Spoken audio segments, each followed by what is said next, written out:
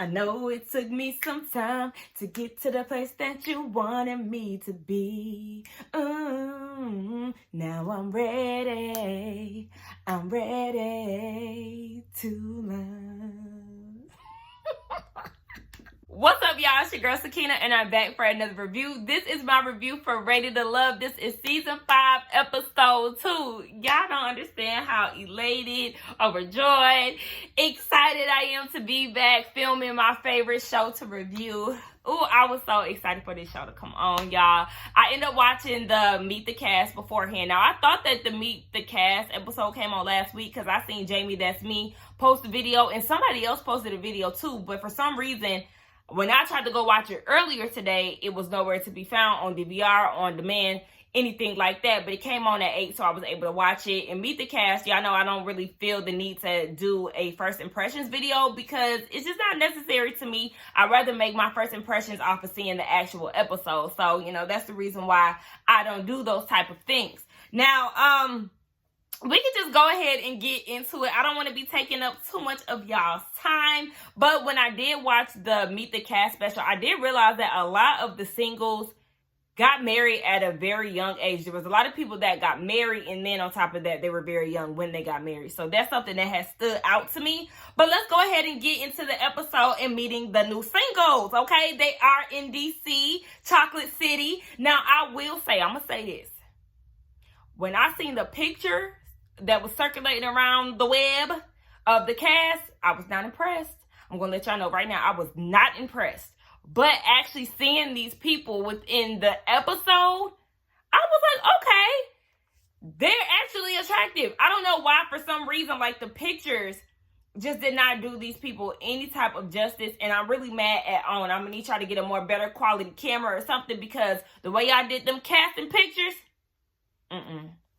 I ain't like none of that. And of course, speaking of pictures, y'all know I will have them popping up on the screen for y'all just so we can get acquainted with this new set of singles. So let's go ahead and get into it. The episode opens up with Carrington. He's 33. I remember him from the special. I think he said like he wants a woman who can do both. Like, you know, I don't know, dress up to go to the White House and all this other stuff. I think that was him who was saying all of that. Now, he said that he didn't know if he wanted to be married in his early years, but now he's willing to test out the white picket fence and all of that good stuff that marriage has to offer. Then we meet Alicia. It's not Alicia, child, it's Aisha. Aisha, she said that she knows she fine, honey. She a baddie. You don't need to tell her. And she said that she is unapologetically her. I said, okay, Miss Ma'am. She's also a hairstylist, but one thing about it, Miss Ma'am, I was not feeling the blonde wig. It's not the fact that it was blonde. It's just the fact that the wig just was not giving what it was supposed to give. I like you, sis, but the wig just was not doing it for me. So then we see Sabrina. And at this point, Carrington, Sabrina, and Aisha, along with Tyrone, they're all in a circle together, mingling. And we meet Sabrina. She's Korean, and she wants to find a soulmate. Now, speaking of her being Korean, she has a big tattoo on her back to let people know that's where she's from. And Tyrone tried to take this time to bond with her and was like, oh yeah, you know, I used to, he was deployed out there in Korea. I don't know. I think he was in the army, if I'm not mistaken. So he tries to sing this Korean song that he's familiar with to her. And as he's singing, she was like, I don't know what that is. I was cracking up. I said, sis, not you not knowing what the song is. I mean, I'm going to give her the benefit of the doubt. You know, I know she said she was born in Korea, so maybe she's not big into the Korean culture, or maybe she is and she's just not familiar with that particular song. But I just thought that was funny. Like, girl, not you having that big tattoo in the back and don't know that song. But, you know, I'm going to give her the benefit of the doubt, honey, because I don't know every American song, okay? Sabrina, she gets connected to Walter. And Walter, I remember him from the cast special because he has a story very similar to Joelle from season 4. His wife passed away. She had a cyst on her ovaries, and during the removal surgery, she ended up passing away. Now, they had been together for 9 years, and I think within that 9th year, they got married because he wanted to prove to her that he really loved her, and he wanted to step it up for her. So it was very sad to see that they were only about 1.5 years within their marriage, and she passed away shortly after finding out that she had the cyst on her ovaries. It was just very sad to hear, but we'll get more into his story later on. But we do see that Walter and Sabrina, they see each other. They locked in. as far as first impressions go. Then we get introduced to Tasia. Now, Tasia is 33. I remember her from the casting special, too, because she is under the picky category. And she was saying, you know, I'm ready to put on my gloves and fight, okay? We're ready to duke it out with these girls in this competition. And then we get introduced to Naeem. I think that's how you pronounce his name. He's also Mr. Picky. And he notices Tasia's smile. And he said, if I don't notice your smile, then I'm going to notice your ass. And I said, okay, Mr. Picky. Now, you done noticed her. I know you said that you don't like makeup and all of that stuff, but she done caught your attention, so all right. But I do feel like I'm going to like Tasia. So, I'm here with her. Then we get introduced to Frank. And the ladies love his voice. I know that he is like a kombucha maker or whatever. He describes himself as a socialite. And the ladies are very drawn to his voice. But I was like, I'm not. His voice is not doing it for me. It's not giving me smooth operator teas like the women are saying. Like, I don't know what y'all hear in this voice, but it's not giving me much of anything. So then we get introduced to Courtney. Courtney is she might be the youngest person out of the group, because if I'm not mistaken, she said that she was 30. She might have been the youngest person on the cast of Ready to Love, because I know there were some girls that are like 33, 34, but she's 30. Baby just made it into the 30s club. Oh, wait, something in my eye, y'all.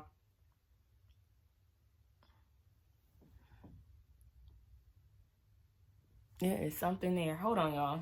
But yeah, Courtney is the party girl. She's the youngest. She was ready to see where the tequila was at. Then I also noticed that she did have a Leo necklace on. And she said that kind of describes, you know, the mane on her head. You know, she has the big afro. And we love to see it. Then she gets introduced to Corey. And Corey, hey, baby, I had to tweet. You know, the whole red flag trend that's going on Twitter? Soon as I seen him on Meet the Cast, flagged him down. It's a no-go for me. I was not feeling him. I feel like he is a major red flag, and he continued to show that within the episode. Now, he feels this vibe from Courtney. They're feeling the vibe from each other, and then he goes ahead and asks for her number. And I was like, okay, not you asking for her number already, and you just met her. I said, you need to calm down with your Tinder tactics. Remember, he said that he likes to ask women on the first date, and then the second date, it's kind of like, he don't really know how that's going to go.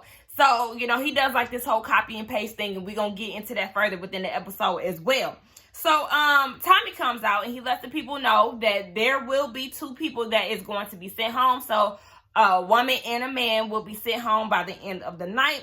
So then we see Corey, Mr. Red Flag himself, going into survival mode, because y'all know how they love to do on Ready to Love, baby. They love to use strategy, and they love to make sure that they see it all the way through to the end, whether they really have a connection or not. I don't know why they treat it like it's really Survivor, but child, go ahead. Anyway, Corey pulls Carrie aside. Now, Carrie, I don't remember her on the Meet the Cast special. So maybe I walked out because I was cooking at the time, but I don't remember her. But she's an interior designer. So she's sitting there having a conversation with somebody. Oh, Courtney, the one that he just got the number from. Yeah, he goes and pulls Carrie to the side and was like, yeah, can I talk to you? I just feel like this energy, this connection from you. Are you available Friday or Sunday? And she was like, I'm trying to figure out where this connection is coming from in this good energy, because honey, I don't even know you. So wait a minute, like she was just very lost, and I was lost too, because I damn sure didn't see any interaction between the 2 of them. Child, so he just sitting there doing the damn most. He really reminds me of Troy. Y'all know Troy, the creep from last year, who was kissing everybody and trying to offer them trips and all of that. He is giving me Troy vibes. Like, you, baby, we're going to see how long that lasts. You better ask him. He didn't stay on the show too long because he thought that his Mac Daddy moves was winning the women over, and they were not buying it. So, anyway, Tasia and Carlton, why I keep want to call him Carlton, it's Carrington. They talk, and she said, though she's more of a traditional woman, she understands that she really has to get out there and get to know everybody. So, she's asking him questions, and she wants to know how long he's been single. Was he out there playing? Is he ready to love? You know, she's just asking basic questions. And for him, that was a problem. He felt like he was going through a never-ending cycle of the same questions. I said, well, welcome to a dating show, honey. This is what you signed up for. You're going to have to answer a lot of the same questions because you're trying to get to know 10 women. whew, it's something about him that I do not like. So, Cornelius and Camille, they have a very cool connection. They bond over creativeness. Camille is a teacher. I remember her saying that the kids love her because she's very goofy and she's really silly. So they bond over that. She is more on the musical play side of things. She directs a lot of those. And then Cornelius, it's funny calling him Cornelius because that's my mom's dog's middle name. I named him that. Yes, Roscoe Cornelius, for anybody who didn't know his first name. But anyway, yes, Cornelius said that he dibbles and dabbles in modeling in his free time, but he is, I think he said, an electrical engineer for an aircraft. I said, okay. I love when people do different stuff. Like, come on, electrical engineer for an aircraft. Okay. So then Camille says in her confessional, I have a boyfriend. His name is Cornelius. And I thought it was funny because, you know, that's really how we be doing it. Like, females, we always say that, like, girl, that's my man. That's my boyfriend. So I thought it was funny that she did that. I really think she's cute and I love her personality. So shout out to Camille. I feel like she's going to be one of my favorites. Then we get introduced to Liba. Now, Liba says she's real dusty at dating, but she wants a man that can hold her down. I said, baby, you also need to hold down a brush to that head, sis, because I don't know what makes you get on here without your hair being done, but sis, that is a major problem. I was not feeling that. Now, she caught Carrington's attention, but he wants to know where her values lie and all of that. So then we get introduced to Lamont. Lamont is a spoken words guy. That's something that he loves to do in his free time. I forgot who he was standing next to, but baby, he was giving them the most awkward stance. And I was like, why are you standing like that? Like, loosen up a little bit. I do remember him on Meet the Cast. I did think that he has a really nice smile, but I feel like he's going to be a bit awkward, like the guy who got sent home last season, the first time. Why do I still remember his name? Don't ask me, but Khalil, the teacher guy who got sent home. But he said that he's been single for 7 years, and sometimes he feels lonely, and he's having this conversation with Shiloh. Shiloh is an intimacy coach. And I was like, okay, well, maybe you can help him out with his loneliness. You know, you can give him a little tips and tricks on how to get his self-love together and all of that. Now, Shiloh said that she's 33. Shiloh's hair also needed a revamping. I don't even want to say revamping. It needs a remodel, okay? Take everything out. Take all them tracks out your head and let's put in something more sparkly and new, because that dollar store shit right there, not dollar store, but shit, basically dollar store extensions, baby. It's giving very synthetic, very crunchy, very shiny. No, ma'am. I don't know what the hell she was thinking, but sis, I'm gonna need you to come better with your hair because it was not doing anything for you. Tasia, we see that she is feeling Walter. They have an intimate conversation. He shares with her the loss of his wife and how it happened some years ago. And since then, he's been dating and he's ready to find another soulmate because he does believe in having more than one. So I like their vibe. They were really cute. So then we see Lamont and Aisha. They're having a conversation and he lets her know that he is into spoken words on his free time. Out of nowhere, baby got to busting into poetry. And I was so confused. Like, he did that on the Meet the Cast special. And it's just like, where did this come from? Now, if she would have asked you, okay, well, let me hear a little something, then I could understand that. But Aisha was like, I'm sitting here trying to get to know you. And then you just bust out into poetry. And that just didn't sit well with her. And it didn't sit well with me either because it was just more so awkward more than anything. So she ended up, you know, trying to kill the conversation before it could get any worse. We see that Sabrina and Phil have a conversation. I remember Phil from the Meet the Cast special, but I can't remember exactly what happened to make it memorable. But I do remember saying that I think I might like him, but whatever. Anyway, so they're in the middle of a conversation, honey.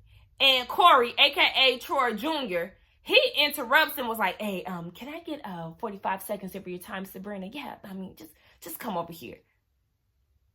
Okay. So then he goes and asks, now Phil was going to get up and walk away to let them have their time. But he was like, no, you can sit there. Like, it's fine. It's just going to be real quick. So he pulled Sabrina up and he was like, so do you find me attractive? What? Do you find me attractive?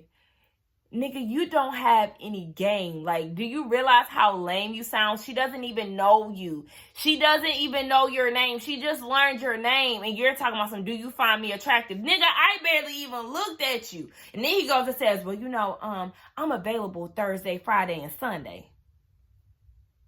Who said I want to go on a date with you? I don't even know you. I haven't even gotten a feel of you. But this first impression right here is telling me all I need to know. No, sir. Like, why would they want to go on a date with you on a first name basis? Like, calm down.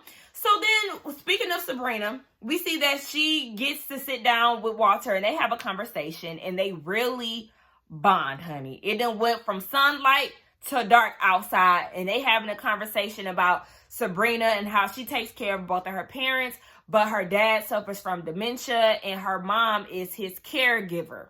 So they are a caretaker. So, you know, they bond over that because, who was that? Walter said that his mom, he did the same thing for her. And it's just really a lot on a person. And his mom died in his arms. That is so sad. Walter has been through some things, honey. Okay, some very traumatic things. So, yeah. She starts to cry in front of him. And she wasn't expecting that. But just the fact that they can really have a conversation about what they go through or what they went through is making Walter look at her as a person and look at her besides the physical attraction. So I was here for it. I was here for all of that. As far as Courtney and Cornelius, like I told y'all, child, it's very hard for me to say his name.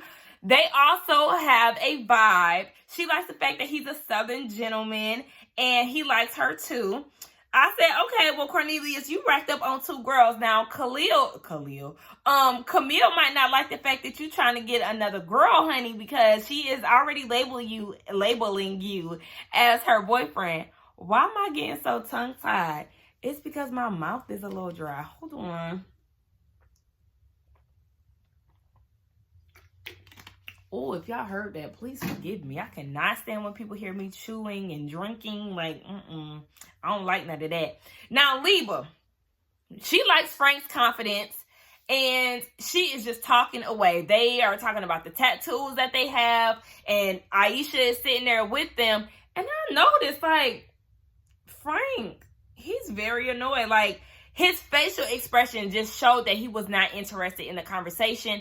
I couldn't pick up if he was annoyed with Aisha or if he was annoyed with Liba. But then she ends up getting up to go get a drink. And he said to his confessional that, baby, she is just a little too bubbly for him. He was not feeling Liba's vibe. And I said, girl, it's sad to see because obviously you was feeling the vibe. And he clearly was not feeling you. Baby, you know, some people cannot hide their facial expressions. Frank is one of them. So he said that, you know, her bubbliness was a yellow flag. It wasn't necessarily a red one, but basically he was not feeling Miss Ma'am. So we see Naeem and Zadia talk. They're connecting. She said that she wants somebody who knows her very well. And she said that she's positive that they'll be going on not another date, but they'll be actually going on a date. I said, okay. It looked like Naeem is feeling some of the women who are wearing makeup. I feel like when you make comments like that, he said that he wasn't necessarily going to shame them for wearing makeup, but that's not what he's geared towards. But I mean, I feel like all the women with them being on TV, a lot of them will be wearing makeup within this show. So, baby, you just gonna have to deal with it anyway. Zadia, I wasn't too fond of her wig either. I remember like she had like a piece of her wig out. Like, I don't know. It was just something that the laying of the wig was not it. But we see Shiloh and Donda. Not Kanye West mama. Shiloh and Dante. The way that his name is spelled is not Tay. It's Donta. Whatever, child. His name is Dante, okay? Dante is very cute on pictures. I'm not going to say he's unattractive in person, but he's not catching my eye as much as he was on Meet the Cast when you would see his like Instagram pictures or whatever it was. I was like, oh, he real cute in picture, but then like in real life it's a little underwhelming. That's rude to say. I don't like being Anyway, Shiloh said that her parents divorced at a young age and the dynamic of her childhood changed within her teenage years. So she kind of built up a little insecurity, and over time she learned how to heal herself with a little self-love. And I really love that she's on a self-love journey. And Dante likes the fact that she's very open and feels like she will be a great contender. So shout out to them. Corey. Now he goes and sits amongst the women. So it's Carrie, Sabrina, Tasia, and a few other girls. And they all noticed that he was asking them the same questions. And they all pretty much had a date with him between the 3 days that he had provided for his availability. I'm telling y'all. He is his daddy's son. That is Troy Jr. all day, telling the girls the same thing. He think because he done went on Tinder and copied and pasted the whole thing, which I am guilty of, depending on what the question is, okay? Because I do have a Tinder account. I haven't been on it in months, but when I was on it, there will be times where I would copy and paste my response because it would be the same thing. So as somebody who does not like to text, I like to work smarter, not harder. But in a competition like this where you're in front of people, baby, you cannot spit the same game and expect for it not to get back to the ladies, sir. No, it's not original. It does not make them feel like y'all have an exclusive bond. Baby, they're going to be through with you. And they definitely were through with him because once they found out they all had the same dates and the same words from him, they were like, oh, hell no. They got up and they walked away. So he was like, oh my gosh, I fucked up really bad. Like, at this point, he ready to go home because he done got found out. Which, again, I don't understand how he didn't think that he wasn't going to get caught, but whatever. So then Tommy comes in and he was talking to the men trying to get an idea of who they like. So the list goes, Phil likes Sabrina and Camille. Cornelius likes Camille and Courtney. Dante likes Aisha, Munim, Shiloh, and Zadia. Look, Tommy was like, you damn near like all 10 other women. Okay, look, Dante obviously been getting around. And then they said that they're not feeling, Lamont and Carrington said they're not feeling Tasia. Lane. Lamont said that she was spitting out rapid fire questions. If y'all don't know how to be truthful, then just say that. Like, I don't understand the big deal of her asking questions. Y'all had to ask questions to get to know each other anyway. But whatever. Walter said he wasn't feeling Carrie because the connection just wasn't there. And then Frank and Tyrone, they're not feeling Liba because they don't really think that she is very focused. And another one said, I think it was Tyrone said that he just doesn't see a future for them. So then Tommy talks to the women and they talk about who they're interested in. Aisha is interested in Frank. Zadia is interested in Walter and Naeem. Sabrina is interested in Walter, as we know. Liba is interested in Cornelius and Dante. And Camille is into Cornelius. You know, she told the group, she was like, that's my boyfriend. He wooed me. And everybody, including Tommy, was like, oh. I don't know. I thought that was so funny because it was so random as hell. So then Tommy was like, all right, anyway, let's go into who you don't like. And before I get into that with the whole Camille thing, you know, it is cute that you're saying that as a joke, but I hope you're not really serious in that and you're not really marking your territory in a serious way because that can be alarming. You definitely want to get in there and play the field, sis. You don't want to just put all your eggs in Cornelius's basket because he already got a connection with you and Courtney, and he might have some other connections that we haven't seen as of yet. So, girl, listen, I'm going to need you to play the game and not get too hooked on this man too quickly. We know there's a few people that are guilty of that. And, matter of fact, seeing the trailer, now that I'm thinking about it, somebody did say that she was not really opening up and getting to know a lot of people. So, that's definitely going to be my sis downfall, and I don't like that. So, yeah, they get into who they don't like. Courtney and Shiloh don't like Lamont. I'm surprised that Aisha didn't say that she didn't like him, but I guess we just didn't hear her opinion on that. Zadia said that she didn't like Tyrone. She felt like he was a little tucked away. He wasn't really giving that big energy that's needed to be on a show like this. And then Carrie said that she wasn't interested in Corey. Child, ain't none of the women interested in Corey because he's giving the same copy-paste energy, baby. Nothing new here. So then Tommy goes and talks to Corey and was like, yeah, I heard you was doing that whole copy and paste thing. Like, you can't take all of them on a date, Corey. He was like, yeah, I understand that. I'm scrapping my playbook. Boy, boo, it's too late for all of that. And we ain't trying to hear none of that shit. So then they get down to who is in the bottom. Now, the two bottom men is Lamont and Corey. Rightfully so. We already knew that Corey was going to be in the bottom because he was playing a whole lot of games. But it ended up being Lamont who got sent home. Baby, when they sent Lamont home in his confessional, just randomly started saying spoken words. And I was so confused because it's like, where does this come from, sir? Yeah, it's just so random. I was like, wait a minute. Oh, wait. Because, I got the subtitles on. So once I started reading it, I realized that he was spitting poetry. And I was like, baby, you got to warn us when you start doing stuff like that. But then again, he really don't have to because sir is going home. Sorry to see you go, but baby, you got to get it. Now then we see that, and I kind of already knew that Lamont was going home. I just had a feeling that they was going to give Corey a second chance. But the ladies who are in the bottom two, they have Libya and Tasia.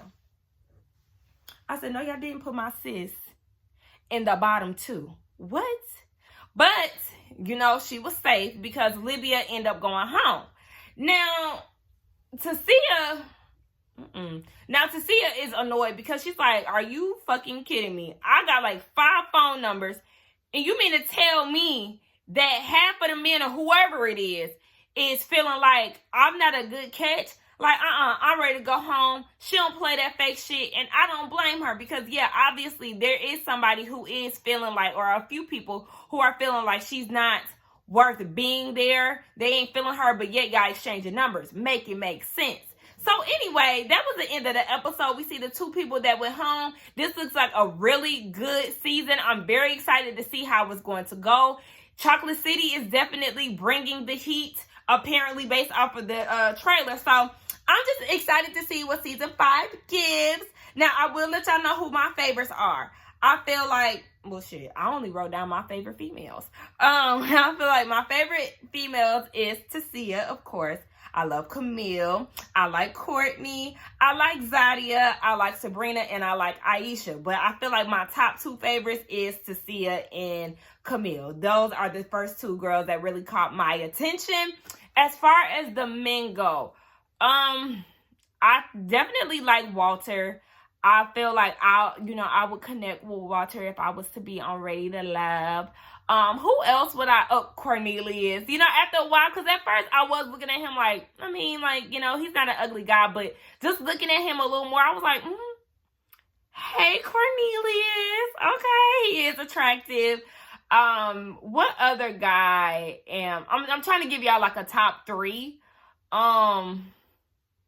I told y'all it was something about Phil that I felt like I would like personality wise. But yeah, that's really about it as far as the guys. Like, I really wasn't outside of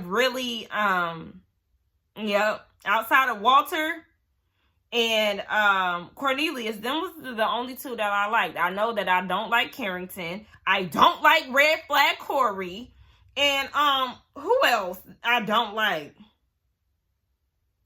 I don't know. That's about it for right about now. But y'all know it has a tendency to change over time because these men get to showing their true colors, women as well. So we'll just see how the favorite list turns out later down the line. Y'all, I'm sorry if it feels like it was very rushed. I do apologize about this. But that was just like, the introduction to the cast. So we'll really get down to the dates and things like that next episode. Let's get down in the comments and talk, y'all. Don't forget to like, comment, and subscribe to my channel. And I will see y'all in the next one. Bye.